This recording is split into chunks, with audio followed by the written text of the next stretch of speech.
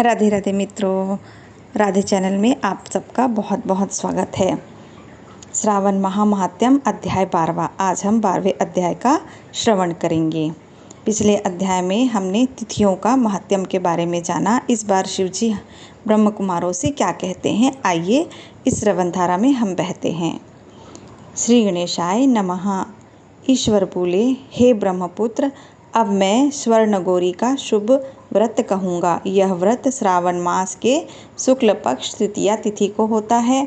इस दिन प्रातःकाल स्नान करके नित्य कर्म करने के बाद संकल्प करें और 16 उपचारों से पार्वती तथा शंकर जी की पूजा करें।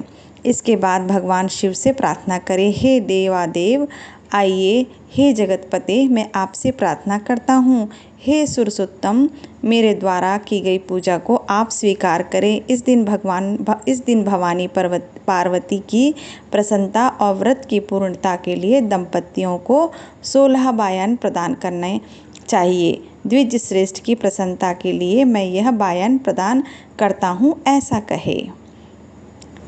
चावल के चूर्ण के 16 पकवानों से 16 बांस की टोकरियों को भरकर तथा उन्हें वस्त्र आदि से युक्त करें और पुनः 16 द्विज दंपतियों को बुलाकर इस प्रकार कहते हुए प्रदान करें, व्रत की संपूर्णता के लिए मैं ब्राह्मणों को यह प्रदान कर रहा हूँ। मेरे कार्य की समृद्धि के लिए सुंदर अलंकारों से विभूषित तथा पतिव्रत्य से सुशोभित ये शोभनिया सुहागिन स्त्रियां इन्हें ग्रहण करें। इस प्रकार 16 वर्ष अथवा 8 वर्ष या 4 वर्ष या 1 वर्ष तक इस व्रत को करके शीघ्र ही इसका उद्यापन कर देना चाहिए। पूजा के अनंतर कथा का श्रवण करके वाचक की विधिवत पूजा करनी चाहिए। सनत कुमार बोले, हे प्रभु, इस व्रत को सर्वप्रथम किसने किया, इसका महात्म्य कैसा है और इसका उद्यापन किस प्रकार करना चाहिए, यह सब आप मुझे बताएं। ईश्वर बोले, हे महाभाग, आपने उत्तम बात पूछी है। अब मैं आपके समक्ष मनुष्यों को सभी संपदाएं प्रदान करने वाले स्वर्ण गौरी नामक व्रत का वर्णन करता हूँ। पूर्व काल में सरस्वती नदी के तट पर सुविला नामक विशाल पुरी थी। उस नगरी में कुबेर के समान चंद्रप्रभ नामक का एक राजा था। उस राजा की रूप वलाण्य से संपन्न, सुंदर तथा मंद मुस्कान से युक्त और कमल के समान नेत्रों वाली महादेवी और विशाला नामक 2 भार्याएं थीं। उन दोनों में ज्येष्ठ महादेवी नामक भार्या राजा को अधिक प्रिय थी और आखेट करने में आसक्त मन वाले वे राजा किसी समय वन में गए और सिंहों, शुर्दुलों, सूकरों, वन भैंसों तथा हाथियों को मारकर प्यास से व्याकुल होकर घोर वन में इधर उधर भ्रमण करते रहे। राजा ने उस वन में चकवा चकवी तथा बतकों से युक्त भ्रमरों तथा पिंकों से संबंधित और विकसित मल्लिका, चमेली, कुमुद तथा कमल से सुशोभित अप्सराओं का एक सुंदर सरोवर देखा। उस सरोवर के तट पर आकर उसका जल पीकर राजा ने भक्तिपूर्वक गौरी का पूजन करती हुई अप्सराओं को देखा। तब कमल के समान नेत्र वाले राजा ने उनसे पूछा, आप लोग ये क्या कर रही हो? इस पर उन सब ने कहा, हम लोग स्वर्ण गौरी नामक उत्तम व्रत कर रही हैं। यह व्रत मनुष्यों को सभी संपदाएं प्रदान करने वाला है। नृपश्रेष्ठ, आप भी इस व्रत को कीजिए। राजा बोले, इसका विधान कैसा है और इसका फल क्या है, मुझे यह भी सब विस्तार से बताए। तब वे सारी स्त्रियां बताने लगी, हे राजन, यह स्वर्ण गौरी नामक व्रत श्रावण मास की शुक्ल पक्ष की तृतीया को किया जाता है। इस व्रत में भक्तिपूर्वक अत्यंत प्रसन्नता के साथ पार्वती तथा शिव जी की पूजा करनी चाहिए। पुरुष को 16 तारों वाला एक डोरा दाहिने हाथों में बांधना चाहिए। स्त्रियों को बाएं हाथ में या गले में इस डोरे को बांधना चाहिए। यह सब सुनने के बाद संयत चित्त वाले राजा ने भी उस व्रत को संपन्न करके 16 धागों से युक्त डोरे को अपने दाहिने हाथ में बांध लिया।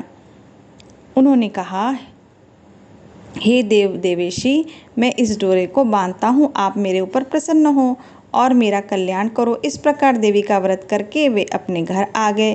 राजा के हाथ में डोरा देखकर ज्येष्ठ रानी महादेवी ने पूछा और सारी बात सुनकर वो राजा के ऊपर अत्यंत कुपित हो उठी। राजा ने कहा, ऐसा मत करो, लेकिन रानी ने उसे डोरे को तोड़कर बाहर एक सूखे पेड़ के ऊपर फेंक दिया। उस डोरे के स्पर्श मात्र से वह वृक्ष पल्लवों से युक्त हो गया। उसके बाद उसे देखकर दूसरी रानी भी आश्चर्यचकित हो उठी और उस वृक्ष पर स्थित टूटे हुए डोरे को उसने अपने बाएं हाथ में बांध लिया। उसी समय से उसके व्रत के माहात्म्य से वह रानी राजा के लिए अत्यंत प्रिय हो गई। वह ज्येष्ठ रानी व्रत के उपचार के कारण राजा से युक्त होकर दुखी हो वन में चली गई। अपने मन में वह भगवती देवी का ध्यान करते हुए मुनियों के पवित्र आश्रम में निवास करने लगी। कहीं कहीं श्रेष्ठ मुनियों के द्वारा यह कहकर आश्रम में रहने से रोक दी जाती थी कि वह पापिनी है, अपनी इच्छा के अनुसार यहाँ से चली जाओ। इस प्रकार घोर वन में इधर उधर भ्रमण करती हुई वह अत्यंत खिन्न होकर एक स्थान पर बैठ गई। तब उसके ऊपर कृपा करके देवी उसके समक्ष प्रकट हो गई। उन्होंने देखकर वह रानी भूमि पर दंडवत प्रणाम करके उनकी स्तुति करने लगी। हे देवी, आपकी जय हो, आपको नमस्कार है। हे भक्तों को वर देने वाली, आपकी जय हो। शंकर के वाम भाग में विराजने वाली, आपकी जय हो। हे मंगला मंगले, आपकी जय हो। तब देवी की भक्ति के द्वारा वरदान प्राप्त करके और उन गौरी की अर्चना करके उसने जो व्रत किया उसके प्रभाव से रानी के पति उसे घर ले आए। उसके बाद देवी की कृपा से उसकी सभी कामनाएं पूर्ण हो गई। राजा सभी समृद्धियों से संपन्न होकर उन दोनों के साथ पूर्ण रूप से राज्य करने लगे। अंत में राजा ने उन दोनों रानियों सहित शिव पद को प्राप्त किया।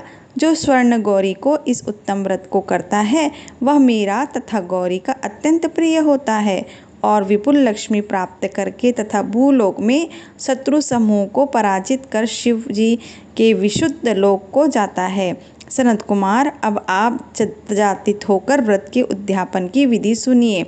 चंद्रमा तथा तारा बल से युक्त शुभ तिथि तथा शुभ वार में एक मंडप बनाकर उसके मध्य में अष्टदल कमल के ऊपर धान्य रखकर उस पर एक कुंभ स्थापित करें।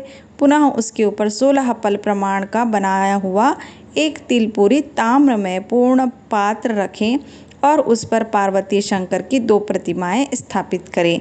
शिवानी शिव जी की प्रतिमा श्वेत वर्ण के 2 वस्त्रों तथा शुक्ल वर्ण के यज्ञोपवीत से सुशोभित हो।